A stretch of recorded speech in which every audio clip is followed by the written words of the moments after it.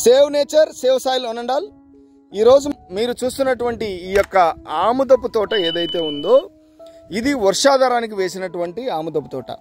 2025 సంవత్సరం సెప్టెంబర్ 10వ తారీఖున మనం ఉన్నాం.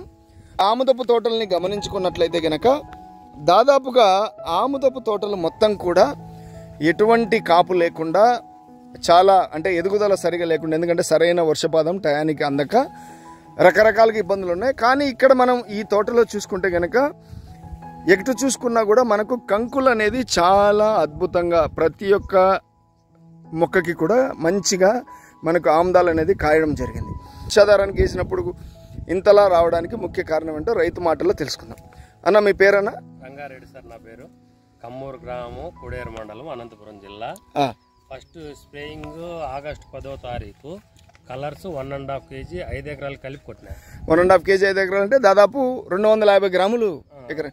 మరి అదే అంటే ఓకే, మీరు స్ప్రే చేయడం వల్ల అంటే వర్షాలు టయానికి అందలేదు, మరి ఇంత అద్భుతంగా ఎలా పట్టుకుంది? ఈ స్ప్రేయింగ్ చేసిన తర్వాత వర్షానికైనా తట్టుకునే శక్తి గొలకు అందుతుంది. వర్షం తక్కువైనా కూడా చెట్టుకు అంది గొల ఇంత అద్భుతంగా. అంటే ఇప్పుడు మీరు చూస్తున్నారు తోటలో, మీరు ఏ భాగంలో చూసుకున్నా కూడా తోట అంతా కూడా గెలలతో నిండి ఉంది. 500 లీటర్ల నీళ్లు కొట్టారు. 500 లీటర్లకి 1.5 కిలో వేసుకున్నారు. 1.5 కిలో వేసుకున్నారు అంటే 5 ఎకరాలకు పట్టింది. 5 ఎకరాలకి. ఓకే, అంటే ముఖ్యంగా ఏం గమనించారని అంటే మీ తోటలో ఇది కొట్టినప్పుడు మిగతా వాళ్ళ తోటలకి మీ తోటలకి ఏం తేడా ఉంది?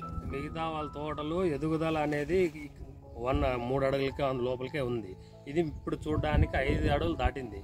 గెలలు, కొమ్మలు ఇంకా 4-5 పుట్టినాయి చెట్టు కొమ్మలకి. ఓకే, ప్రతి చెట్టుకి. ఇప్పుడు అదే నేను ఒక సేను వాడలేదు. ఓకే, దానికి దీనికి చాలా డిఫరెన్స్ ఉంది. దీని వాడాలనే వాడినా. ధన్యవాదాలు.